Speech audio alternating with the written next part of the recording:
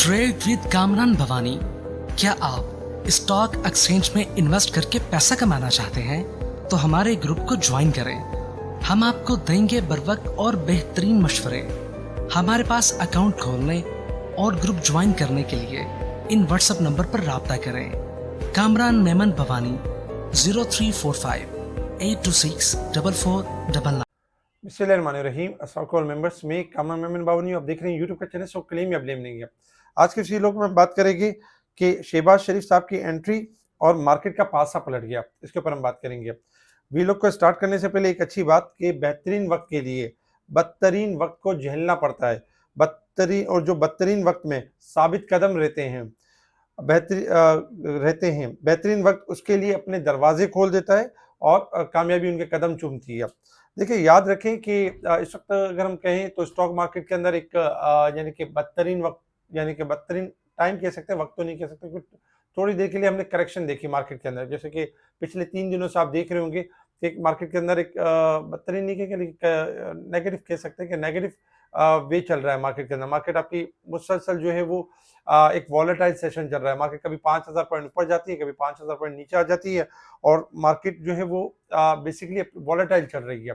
तो एक तरह से खराब वक्त है उनके लिए कि जो ट्रेडिंग ज्यादा कर रहे होते हैं या जो लिवरेज एंड फ्यूचर के ऊपर होते हैं, तो उनके लिए एक थोड़ा बदतरीन वक्त होता है। लेकिन अगर हम एज ए इन्वेस्टर देखें तो इन्वेस्टर्स के लिए तो होता है कि उनके जो शेयर्स होते हैं उनके प्राइस थोड़े रिड्यूस हो रहे होते हैं, परेशानी तो उनके लिए भी होती है।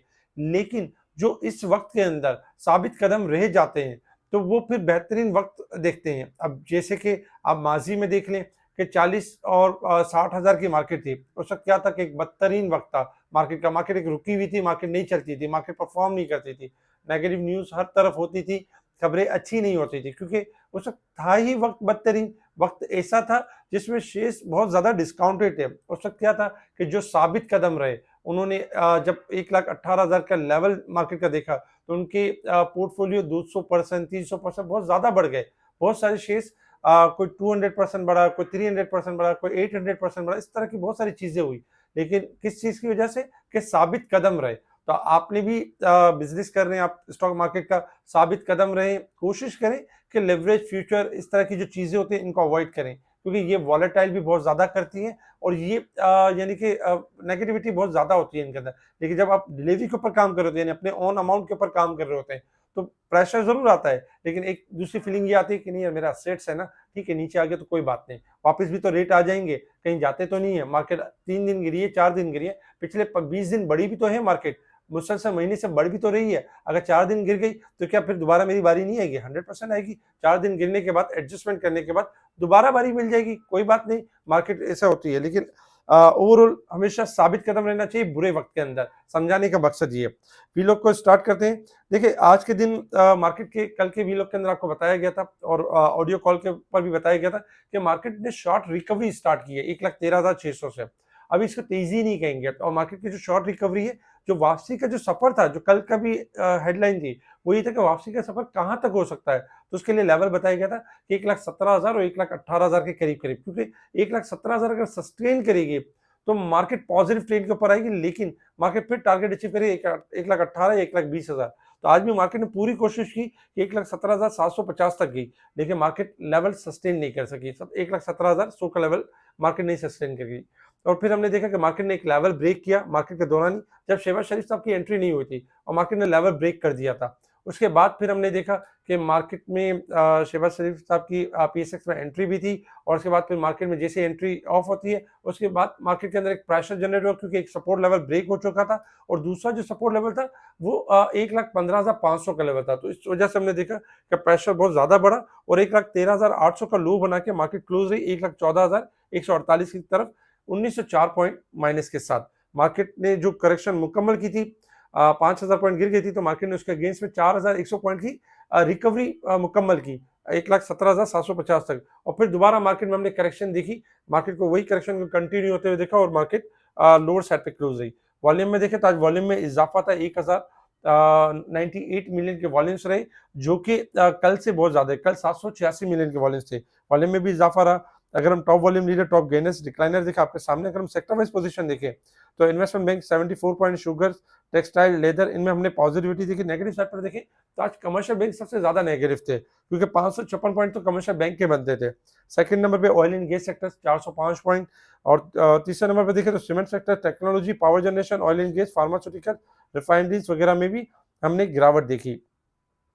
इसके साथ ही अगर हम न्यूज़ के ऊपर अगर हम बात करें तो देखिए रिफाइनरी अपग्रेड मंसूबा, पीआरएल ने पीएसयू से 3.15 अरब रुपए कर्ज की सहूलत हासिल कर ली। ये पीआरएल के लिए बहुत अच्छी न्यूज़ थी, लेकिन चूंकि मार्केट का सेंटीमेंट और ट्रेंड नेगेटिव था, इस वजह से ये न्यूज़ ट्रिगर नहीं कर पाई, और हमने देखा कि पीआरएल जो एक टाइम में सुबह हाई था 43, फिर दोबारा करेक्शन की साइड पर नजर आया, लेकिन ये न्यूज़ काफी बेहतर न्यूज़ थी।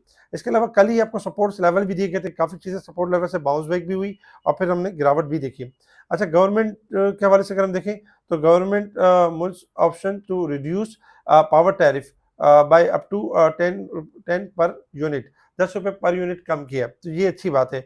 अच्छा, इसके साथ ही अगर हम देखें तो वजीर आजम शहबाज शरीफ का पाकिस्तान स्टॉक एक्सचेंज का दौरा था आज का, आज की काफ़ी बेहतर बातें भी रही, और आपने सुनी भी होगी और मुख्तलिफ सोशल मीडिया पे और उसमें। देखिए मसला क्या था, मसला ये था कि शहबाज शरीफ साहब की तरफ से कुछ बातें तो सही थी जो कि पुरानी थी, जैसे कि एक बात ये थी कि पॉलिसी रेट 13% से अब जो है वो 8% कमी भी की गुंजाइश है इनके पास। तो ये तो बात पहले ही कर चुके थे, ये तो बात पता थी कि जो पॉलिसी रेट है उसमें कमी अभी भी हो सकती है, 8% भी हो सकती है और नीचे आ सकता है। लेकिन इन्वेस्टर्स क्या एक्सपेक्ट कर रहे थे, इन्वेस्टर एक्सपेक्ट ये कर रहे थे कि शहबाज शरीफ साहब आते और इस तरह की बात करते कि 2025 के अंदर हम ये सोचते हैं कि कैपिटल मार्केट के लिए हम कोई कैपिटल गेन टैक्स कम करें, उसमें हम इन्वेस्टर्स को रियायत दें, क्योंकि इस वक्त अगर हम देखें तो पाकिस्तान स्टॉक एक्सचेंज सबसे ज्यादा टैक्स देने वाले, और कराची की तरफ से जो बातें हो रही सबसे ज्यादा टैक्स कराची से दिया जा रहा है। तो पाकिस्तान स्टॉक एक्सचेंज के ऊपर अगर कोई टैक्स कम करने की बात करते कि हम सोचेंगे इस तरह की बात करते, इस तरह की बात करते कि जो बहुत सारी जो कंपनीज है जो लिस्टेड नहीं है, जैसे कि आप देखें पाकिस्तान के अंदर डालडा है, जेज है, बहुत सारी कंपनीज है जो पावरफुल कंपनीज है जो कि लिस्टेड नहीं है, उनकी बात की जाती है कि हम उनको भी स्टॉक के अंदर लाते। इसके अलावा और मजीद थोड़ा सा जैसे बेहतर अपॉर्चुनिटीज वाली बातें होती ना, तो ज्यादा बेहतरी वाली होती, लेकिन खैर इन्होंने बात की कि मईशत बेहतर हो रही है, वही चीजें जो पब्लिक वो सुनती हुई आ रही थी। पब्लिक को चाहिए था कि कोई अपॉर्चुनिटी या कोई इस तरह की चीज क्रिएट करते जो कि ज्यादा फ्रूटफुल होती, तो वो चीज ट्रिगर नहीं कर पाई, और इनका जो एक एंट्री थी वो एंट्री फ्रूटफुल साबित नहीं हुई। इसी वजह से हमने देखा कि मार्केट आपकी एक नेगेटिव साइड पे कन्वर्ट हो गई, और मार्केट के अंदर जो एक होप थी, वो एक उम्मीदें थी, वो उम्मीदें हमने टूटते हुए देखी। तो इस वजह से हमने मार्केट के अंदर एक करेक्शन भी देखी। इसके साथ ही अगर हम देखें तो ओवरऑल अगर हम बाकी न्यूज़ के ऊपर भी अगर हम नज़र डालें तो काफ़ी सारी न्यूज़ थी, जिसमें सबसे पहले अगर हम बात करें न्यूज़ के ऊपर तो मारी पेट्रोलियम का नाम बदलकर मारी एनर्जी लिमिटेड रख दिया गया। ये मारी का नाम जो है वो तब्दील किया जा रहा है और मारी एनर्जी किया जा रहा है। पीआरएल के हवाले से जो एक्सपेंशन प्रोजेक्ट के लिए पीएसओ यानी कि कर्ज देगा, कर्ज की फराहमी करेगा। अच्छा, वियोन की पाकिस्तान टेलीकॉम सेक्टर में $1.5 मिलियन की सरमायाकारी, ये अच्छी खबर है टेलीकॉम सेक्टर्स के लिए। अच्छा, इसके साथ ही अगर हम देखें तो नेपरा ने बिजली के नरकों में कुछ कमी की है, 10 रुपए। अच्छा, ओजीडीसी के हवाले से अच्छी खबर ये कि मुख्तलिफ ब्रोकरेज हाउसेज टारगेट दे रहे हैं 335 रुपए का 2025 तक, इस शेयर का टारगेट दे रहे हैं, और बता रहे हैं कि जिसमें मुतवक्के है कि 53% कैपिटल गेन होगा और 6.40% डिविडेंड मुनाफे की पेशकश की गई है।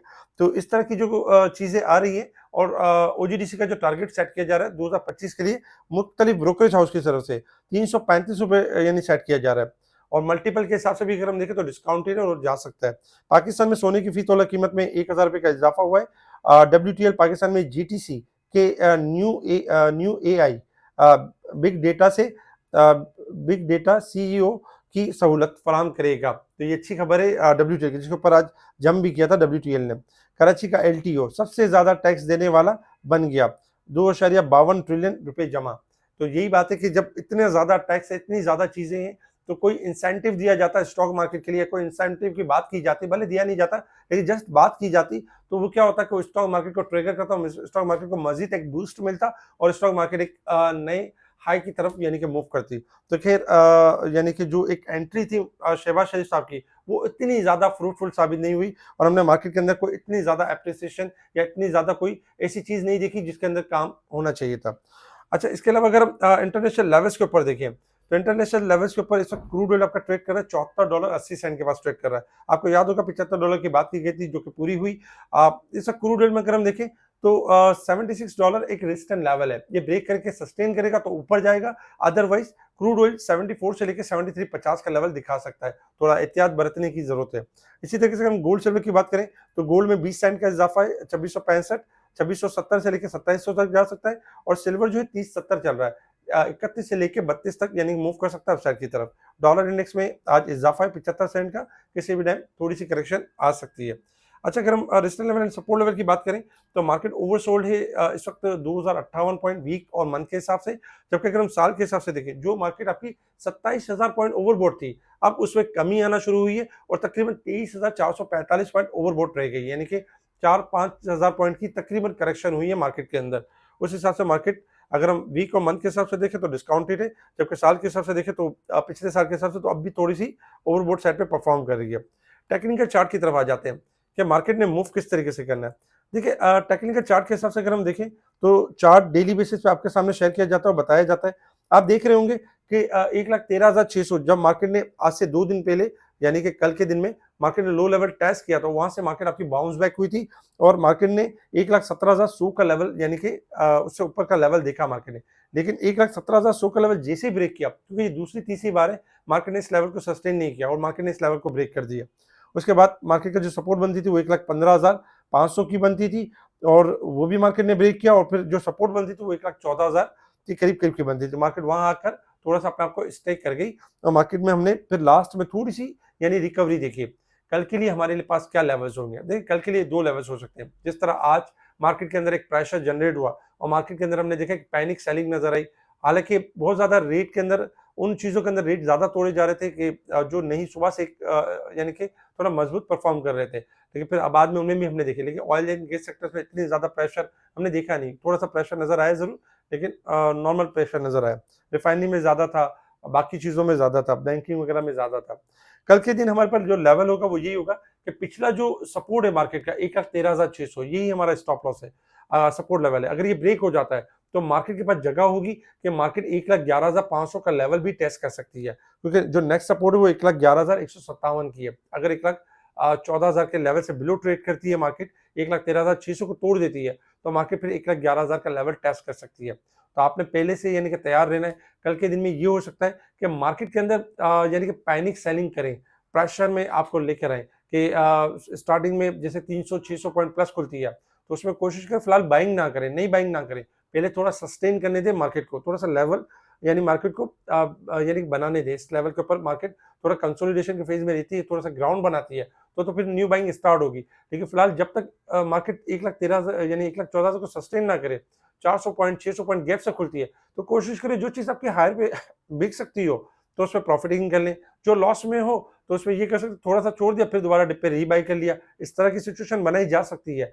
लेकिन 1,13,600 का जो लेवल पहले मार्केट ने एक बॉटम बनाया है, मार्केट दूसरा बॉटम 1,13,600 या 800 के करीब बना सकती है, जो आज लो बने यही बॉटम होगा। अगर इस लेवल को तोड़ देती है तो मार्केट डाइवर्जन की तरफ जा सकती है, और डाइवर्जन जो बनता है वो बनता है आपका 1,12,000 या 1,11,000 के करीब करीब का डाइवर्जन बनता है, वहां से बाउंस बैक होने के चांसेस ज्यादा होंगे मार्केट के अंदर।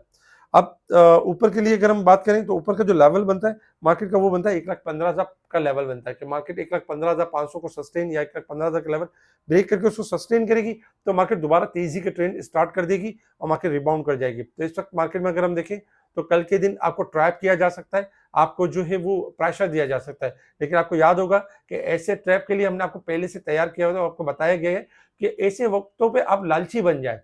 कल अगर आप मार्केट देखिए 1,11,000 या 12,000 के करीब देखें तो ऐसे वक्तों में लालची बन जाए, अपनी लालच को आगे कर दें और जो फंड्स आपके पास रुके हुए आप वो देखें कि कौन सा स्टॉक ज्यादा डिस्काउंटेड है, उस स्टॉक को आपने एक्यूमुलेट करना है और जो स्टॉक्स उनके अंदर एंट्री लेनी, उसमें आपको मौका मिल सकता है स्टॉप लॉस के साथ, उसमें मौका मिल सकता है अपसाइड का। कुछ इसी तरह के जो स्टॉक्स हैं उनके सपोर्ट्स लेवल हमने आपके सामने शेयर कर दिए हैं कि कल इनके सपोर्ट्स लेवल बता दिए। अगर ये इस सपोर्ट लेवल के पास आते हैं तो स्टॉप लॉस के साथ ले, अगर सपोर्ट लेवल ब्रेक कर लें तो फिर नेक्स्ट सपोर्ट लेवल के पास करीब करीब कहीं लेने की कोशिश करें और सपोर्ट लेवल आपका स्टॉप लॉस होगा। सपोर्ट लेवल से रिबाउंड होने के चांसेस मैक्सिमम होंगे।